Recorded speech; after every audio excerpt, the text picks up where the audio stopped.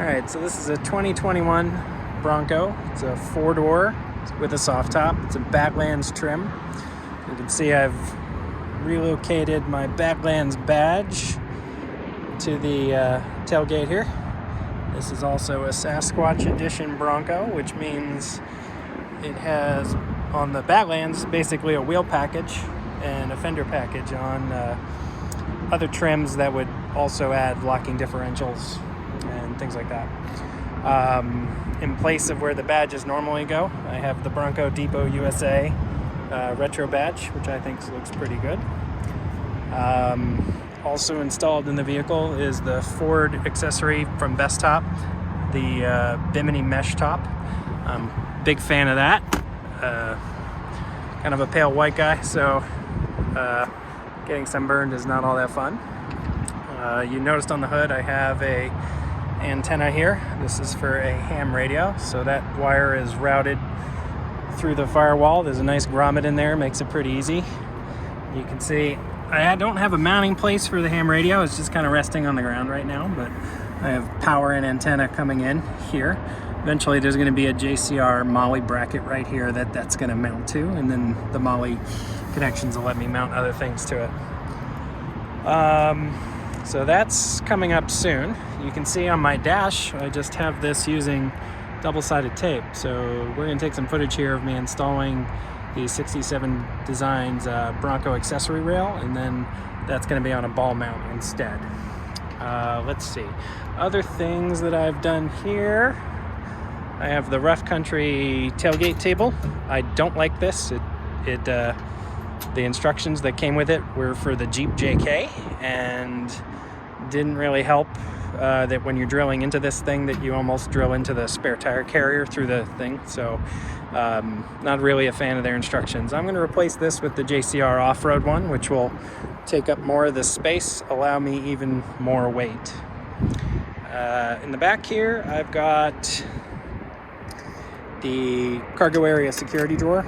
I had to change my order to a soft top, so this gives me lots of room for storing things that I want to keep in the vehicle all the time, and also having a separate lock. So even with a soft top, I do have some measure of security. You would need a pretty serious pry bar to get into this, because you can't open the tailgate if the vehicle's locked. So even if someone breaks in through the soft top, the odds that they'll get into this drawer are pretty low, if you ask me.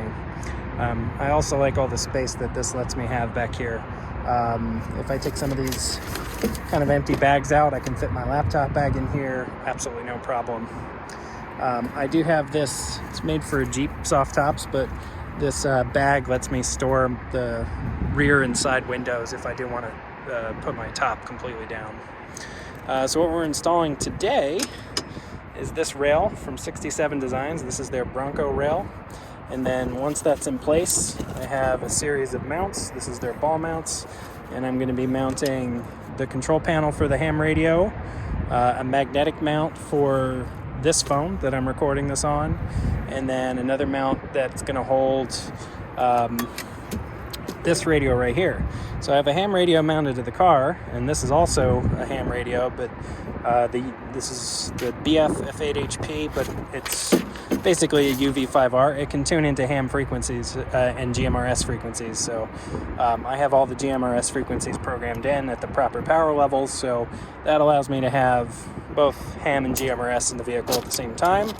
And then I can either loan this to somebody who's riding along, and then they'll be able to talk to my mobile radio, or I have a GMRS only radio that I can hand them if we need more folks to do GMRS. So those are some of the things that we're going to be doing today.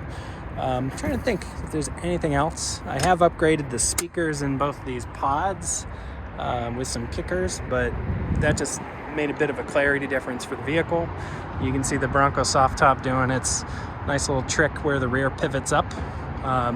Gives you about the space with this down, the space from the top of this to here is 12 inches, and with it up it's 24 inches. This does make, the security drawer is nice, but it does make loading this thing when packing for camping a little more difficult. Another thing to note is there's my daughter's booster seat in the back. You can see it fits pretty good. She's got plenty of room. No real issues going on there. Alright, so with that, I'm gonna start installing the 67 Designs rail.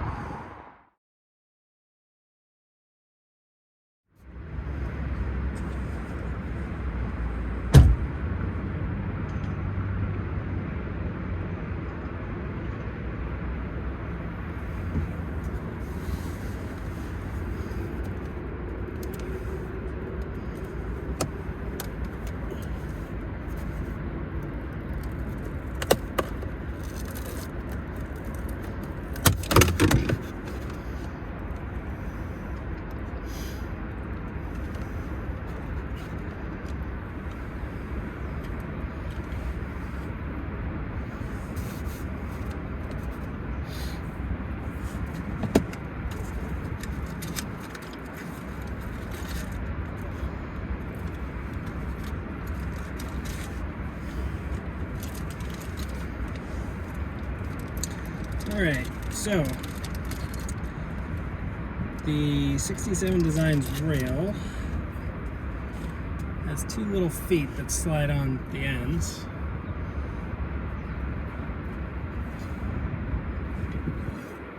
And they slide on like this. Kind of tight, actually.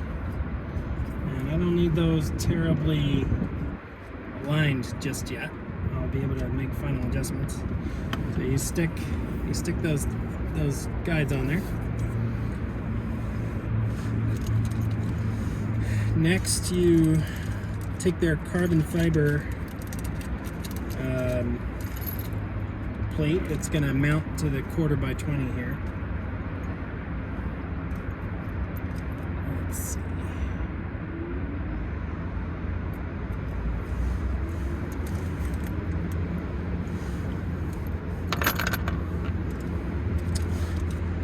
And that is going to go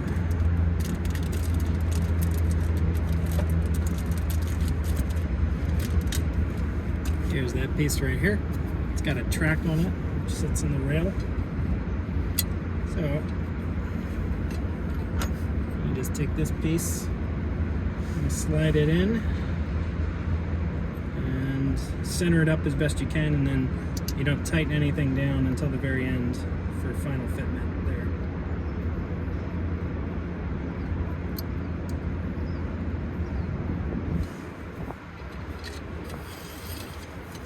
Okay. So basically, you thread everything kind of in like this. And here's the 1/4x20 screw. And then you kind of start to line everything up. So I've got things pretty misaligned right now. I'll move these down.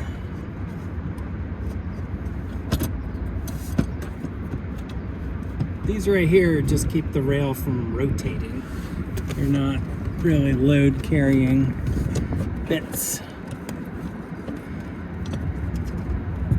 There we go. And that is it. Now we start tightening things down. Let's see, this one should be pretty easy.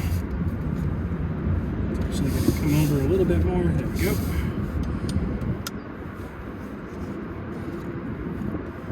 Okay. That one is installed.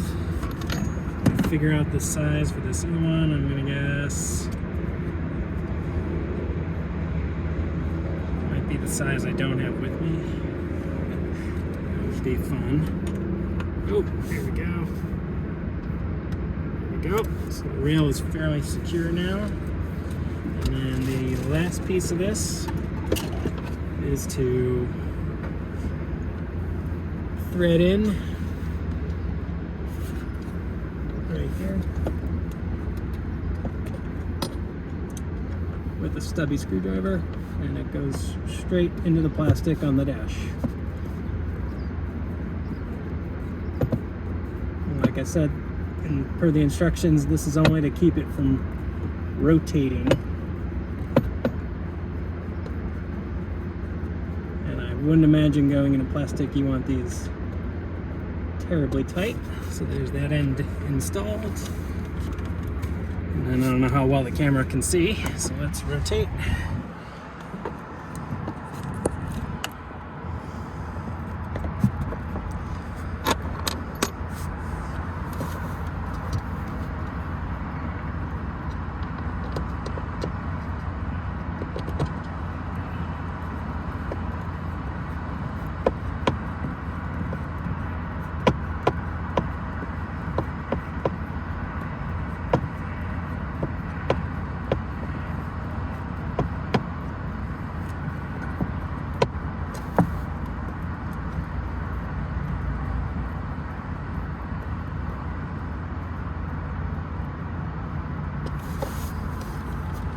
All right, so there is the 67 Designs install. You can see the clock is running on this video for me at 5 minutes 40 seconds to install that.